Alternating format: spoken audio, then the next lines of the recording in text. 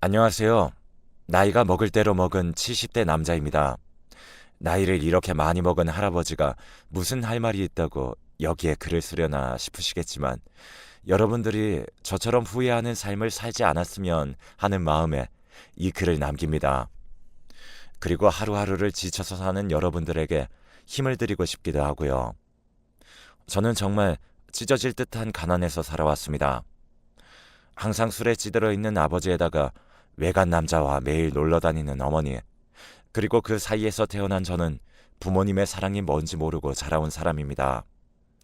그래서 어릴 적부터 조그마한 마트에 가서 도둑질을 하며 생계를 이어나갔는데, 마트 사장님께서는 저희 집 사정이 어려운 것을 아시고는 도둑질은 나쁜 거니까 배고플 땐 그냥 아저씨한테 밥 달라고 이야기해 라고 말씀해 주셨고, 저는 거의 동네 분들 손에서 자라온 거나 마찬가지입니다.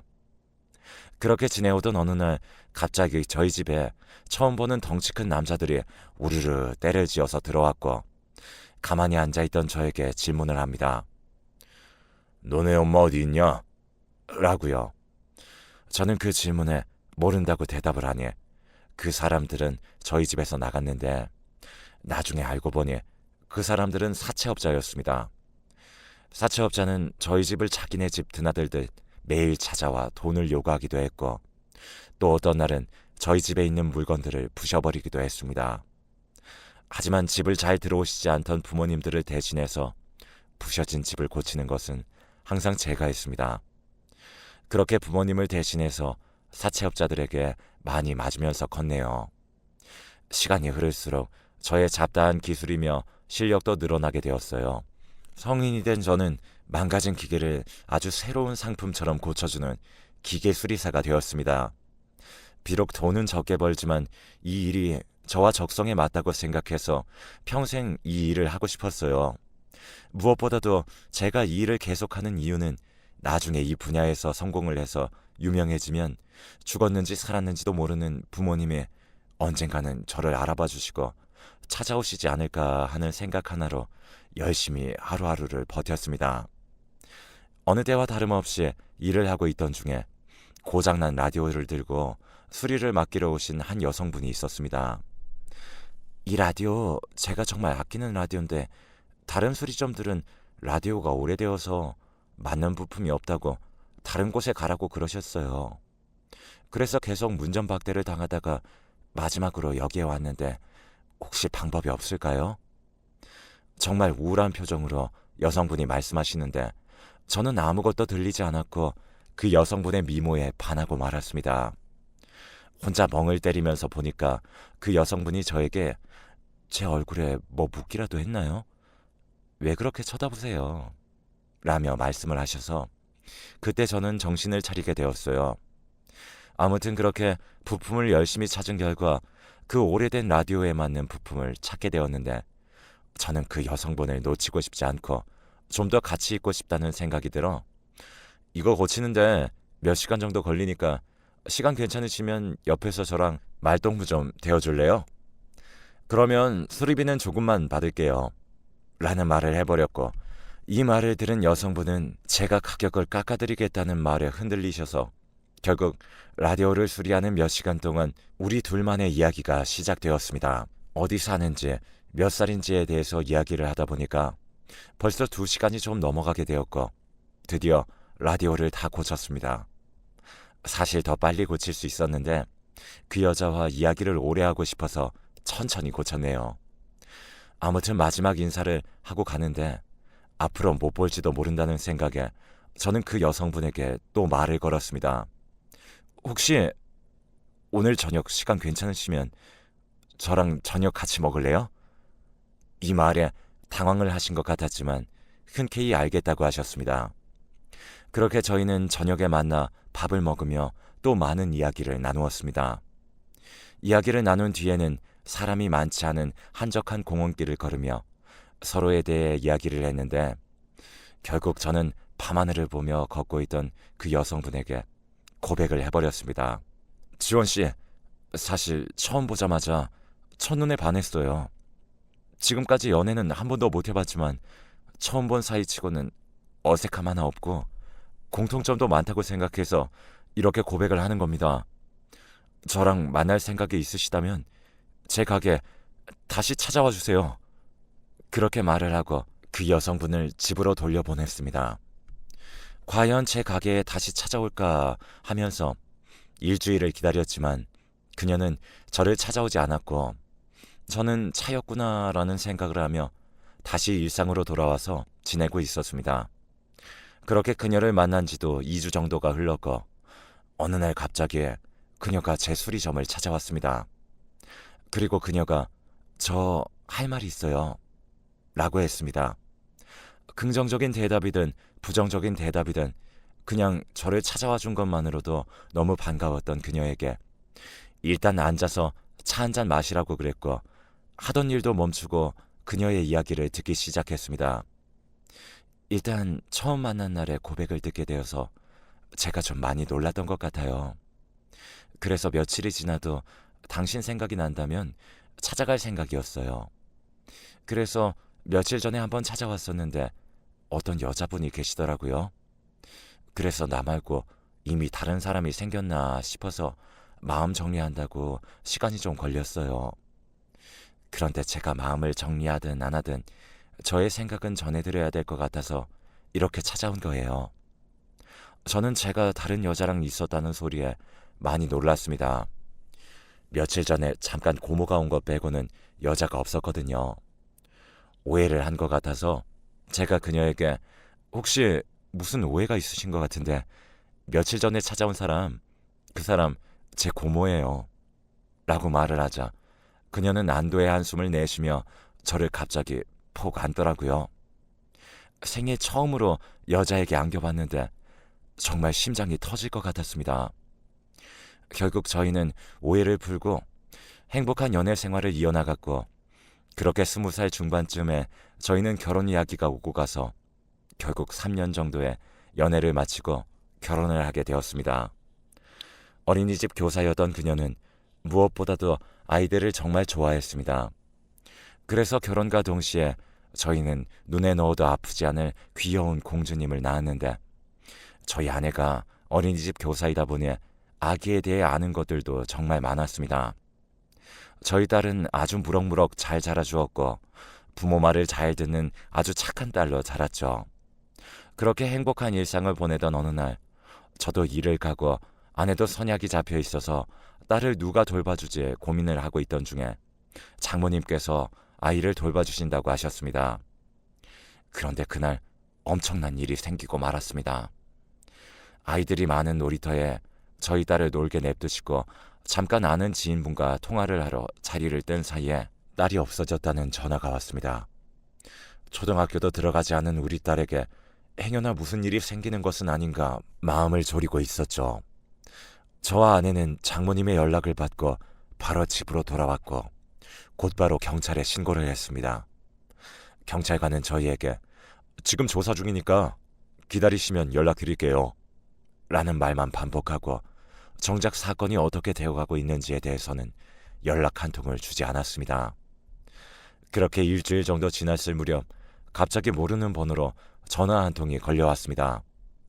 전화를 받았더니 목소리의 주인공은 바로 딸이었습니다. 딸이 저에게 아빠, 한 일주일만 더 있다가 집으로 갈게요 라는 말을 했고 딸의 목소리는 아주 밝고 좋아 보였습니다. 거기가 어딘지 물어보기도 전에 전화가 끊어졌고 전화 온 것을 토대로 발신자 위치 추적을 하고 싶었지만 그 시절에는 추적조차 불가능한 시대여서 위치 추적은 불가능했습니다.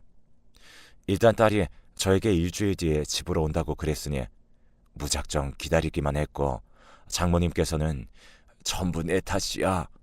내 탓. 정말 미안하구나.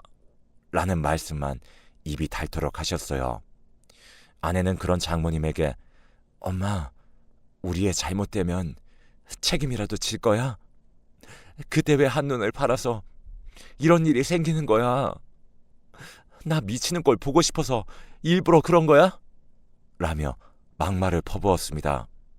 하지만 오히려 저는 아내에게 장모님한테 지금 화내도 당장 달라지는 거 없으니까 장모님한테 너무 화내지 마.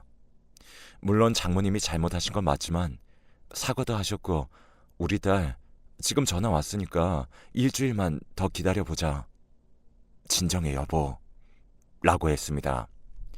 사실 아내에게 진정하라는 말을 했지만 그 어떤 부모가 자식이 사라졌는데 진정이 되겠습니까? 그렇게 저희 가족은 딸이 나타나기 전까지 잠도 제대로 못 자고 밥도 제대로 못 먹었습니다. 시간이 흘렀고 약속한 일주일이 지났습니다. 오후 1시에 점심을 간단히 먹고 가만히 있었는데 누군가 저희 집 초인종을 누르더군요. 급히 밖으로 나가보니 어떤 아주머니가 저희 딸과 손을 잡고 가만히 서 있었습니다. 일단 저는 딸을 보자마자 딸을 안았고 그 아주머니는 저를 보며 소리를 질렀습니다. 당신 누구야? 우리 딸 데리고 어디에 있었던 거야?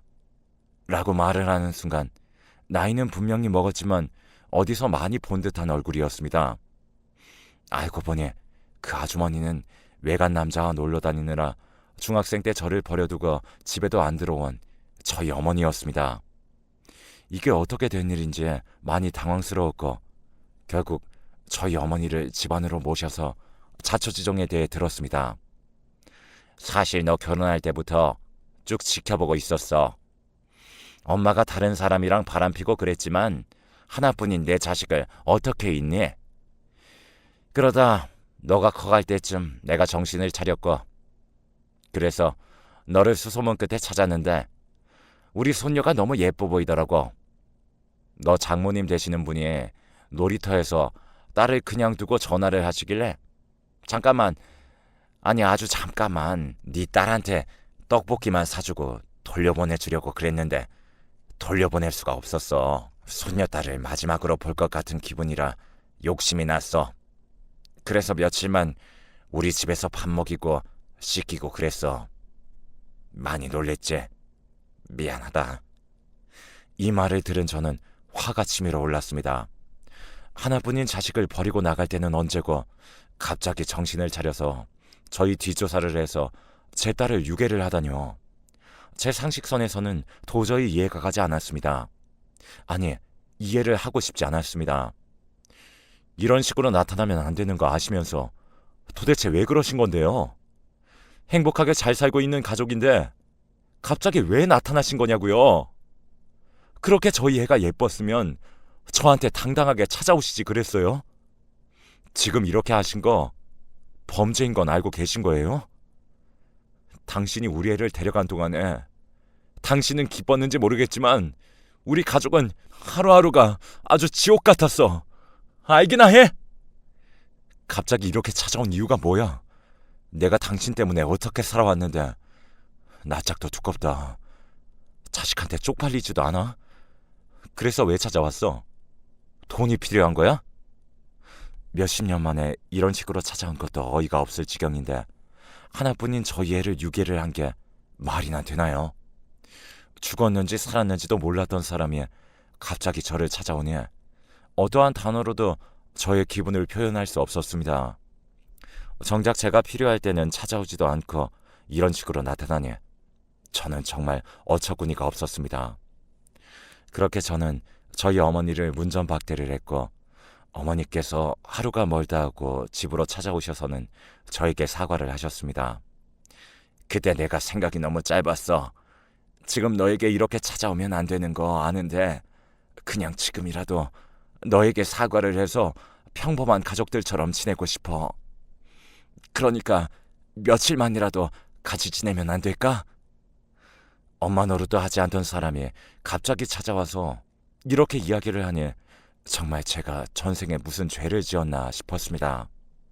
제가 이렇게 화를 내니 장모님과 아내는 저에게 옛날에 당신 버리고 도망간 어머니가 잘못한 건 맞지만 그래도 지금이라도 이렇게 사과하시니까 용서해 주는 건 어때? 같이 살게 되면 조금은 불편하겠지만 그래도 당신이 조금 이해해. 당신 낳아주신 부모님이잖아. 갑자기 이렇게 찾아오신 이유가 있을 거야. 한번 잘 생각해봐.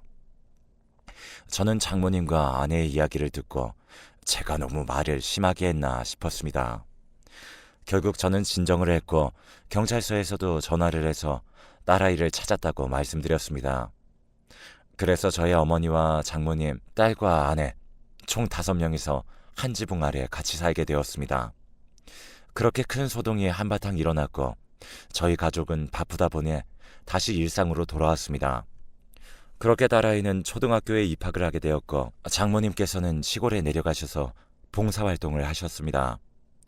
그에 반해 저희 어머니께서는 그냥 집에서 푹 쉬는 것이 좋다고 하셔서 항상 집에만 계셨고요. 그렇게 시간이 지난 뒤 저희 집에는 딸아이 때문에 항상 봄 같았습니다. 저희 어머니가 집에 들어오신 지 6개월 정도 지났을 무렵 갑자기 어머니가 집에 들어오지 않으셨습니다.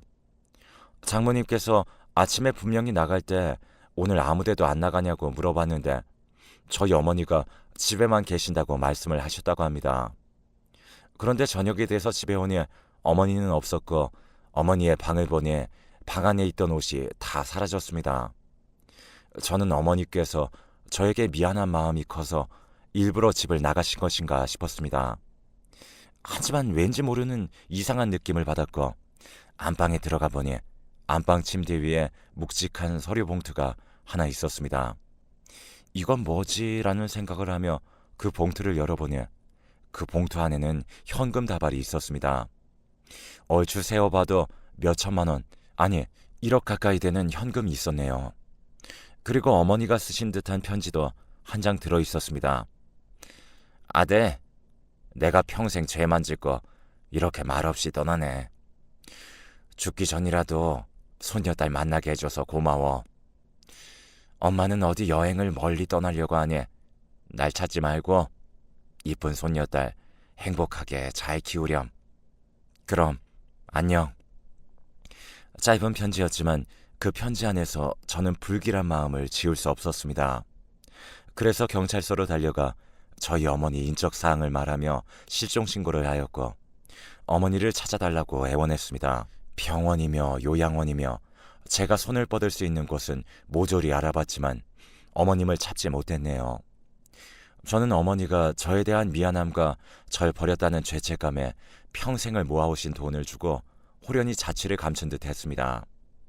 그날은 장모님과 아내와 딸과 저희 어머님에 대한 이야기만 하다가 하루를 보냈네요. 하루, 이틀, 한 달, 2달, 시간이 지나면서 어느덧 10년이라는 시간이 지났네요. 점점 어머니에 대한 기억이 사라져가고 있을 때 어느 한 요양원에서 연락이 왔습니다. 혹시 김순자 아들분 되세요? 네, 제가 아들인데요. 아, 어머니가 오늘 새벽에 운명하셨습니다. 이 말을 듣는 순간 머리가 띵하는 느낌을 받았고 제 눈가는 촉촉해지기 시작했어요. 비록 어릴 때 남자와 바람나 저를 버렸던 어머니지만 마지막 가는 모습만큼은 옆에 있어주고 싶었거든요. 하지만 어머니는 치매로 기억을 잃기 전 평생을 모아둔 돈을 저에게 남기고 요양병원에서 홀로 10년이라는 시간을 지내다 쓸쓸히 하늘나라로 가신 겁니다. 기억을 온전히 하지 못하는 모습을 저에게 보여주고 싶지 않아서일까요? 아니면 저에게 짐이 되고 싶지 않아서 그런 결정을 하셨던 걸까요? 지금도 어머니를 생각하면 가슴이 너무 아픕니다. 마지막 가실 때까지 제 딸아이와 함께 집에서 지내면서 행복한 추억만 남기다 좋은 곳으로 떠나셨으면 하는 마음이 더 컸거든요. 어머니가 손녀딸을 데리고 가서 집에 돌아왔을 때 그때 제가 모진 말을 안 하고 다정하게 어머니를 품어드렸다면 그렇게 자취를 감추지 않았을 텐데 그때 일이 제 나이 70이 돼서야 평생 한으로 남습니다. 살아계실 때 잘해드릴걸. 어릴 때 저에게 크나큰 상처를 줬어도 부모님이니까 다 이해해드릴걸. 이런 미련한 후회만 남네요. 여러분들도 부모님에게 상처를 받았다는 이유로 그 상처를 그대로 부모님에게 돌려주려는 생각은 잠시 접어주세요. 세월이 흘러 생각해보면 그렇게 대단한 일도 아니고 살아계신 부모님이 돌아가신 후에 후회해봐야 아무 소용이 없답니다. 살아계실 때 효도하고 좋은 음식, 좋은 말 해드리며 좋은 추억만 쌓길 바랍니다.